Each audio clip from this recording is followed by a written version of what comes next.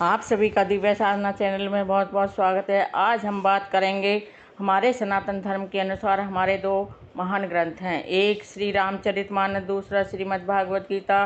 दोनों ग्रंथ ही हिंदू ग्रंथों में विशेष महत्व रखते हैं। आजकल हम श्रीमद् भागवत गीता के 18 अध्याय जिनके श्लोकों की व्याख्या हम सरल और आसान शब्दों में करेंगे। अब तक हमने श्रीमद् भागवत गीता की भूमिका की और उसके पहले अध्याय जिसका नाम है कुरुक्षेत्र के युद्ध स्थल में सैन्य निरीक्षण के श्लोकों की व्याख्या हम सरल और आसान शब्दों में कर चुके हैं। अब आगे करेंगे श्रीमद् भागवत गीता के दूसरे अध्याय जिसका नाम है गीता का सार। यह अध्याय बहुत ही महत्वपूर्ण है क्योंकि इसमें भगवान श्री कृष्ण जी ने अपने मुखमंडल से गीता का महत्व और उसकी विशेषता बताई है और कहा है, अगर हम अपने वास्तविक जीवन में इस गीता के सार को अपनाएंगे तो हमारे जीवन का उद्धार हो जाएगा और वास्तविक ज्ञान की भी हमें प्राप्ति हो सकेगी। अगर हम इसको ध्यानपूर्वक पढ़ेंगे और उस ज्ञान को वास्तविक जीवन में धारण करेंगे। मेरी आपसे प्रार्थना है कि आप इस गीता के सार के श्लोकों की व्याख्या जो मैंने सरल और आसान शब्दों में कर रही हूँ उसका श्रवण आप अवश्य करना। वीडियो शुरू करने से पहले आप सभी से मेरी प्रार्थना है कि आप मेरे वीडियो को लाइक, शेयर, सब्सक्राइब अवश्य करें, बेल आइकन भी प्रेस करें जिससे मेरे सभी नोटिफिकेशन आपको मिलते रहें और आप मेरे वीडियो को अंत तक अवश्य देखें। अब शुरू करते हैं आज का वीडियो जिसका नाम है गीता का सार, जो श्रीमद् भागवत गीता का दूसरा अध्याय है। इसके श्लोकों की व्याख्या सरल और आसान शब्दों में। आज का श्लोक है 20। न जायते म्रियते वह कदाचित्, न अयं भूत्वा भविता वा न भूवः, अजयः नित्यः शाश्वतः अव्ययम् अयं पुराणः न हन्यते हन्यमाने शरीरे। इसका अर्थ है, आत्मा के लिए किसी भी काल में न तो जन्म है और न ही मृत्यु है। वह न तो कभी जन्मा है और न ही जन्म लेता है और न ही जन्म लेगा। वह तो अजन्मा है, नित्य है, शाश्वत है, पुरातन है और शरीर के मारे जाने पर भी वह नहीं मारा जाता। यहाँ कहने का तात्पर्य यह है कि गुणात्मक दृष्टि से परमात्मा का अणुअंश परम से भी अभिन्न है।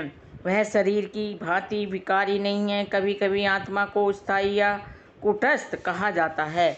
शरीर में 6 प्रकार के रूपांतर होते हैं। वह माता के गर्भ में जन्म लेता है, कुछ काल तक रहता है, बढ़ता है, कुछ परिणाम उत्पन्न करता है, धीरे धीरे क्षीण होता है और अंत में समाप्त हो जाता है। किंतु आत्मा में ऐसे कोई भी परिवर्तन नहीं होते। आत्मा अजन्मी है, किंतु चूँकि वह भौतिक शरीर धारण करती है अतः शरीर जन्म लेता है। आत्मा न तो जन्म लेती है और न ही मरती है। जिसका जन्म होता है उसकी मृत्यु भी होती है और चूँकि आत्मा जन्म नहीं लेता अतः उसका न तो कोई भूत है और न ही वर्तमान और न ही भविष्य है।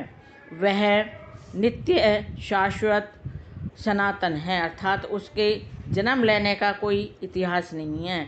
हम शरीर के प्रभाव में आकर आत्मा के जन्म मरण आदि का इतिहास खोजते रहते हैं।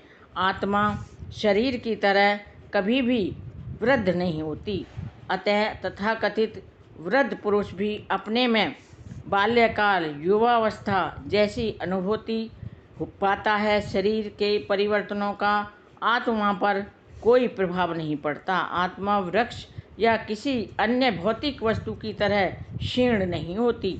आत्मा की कोई उपसृष्टि भी नहीं होती। शरीर की उपसृष्टि संतान हैं और वे भी व्यष्टि आत्माएं हैं और शरीर के कारण वे किसी न किसी की संतान प्रतीत होते हैं। शरीर की वृद्धि आत्मा की उपस्थिति के कारण होती है, किंतु आत्मा के न तो कोई उपवृद्धि होती है और न ही उसमें कोई परिवर्तन होता है। अतः आत्मा शरीर के 6 अतः आत्मा में शरीर के 6 प्रकार के परिवर्तन जो होते हैं उनसे मुक्त होती है। आत्मा ज्ञान से या चेतना से सदैव पूर्ण रहती है।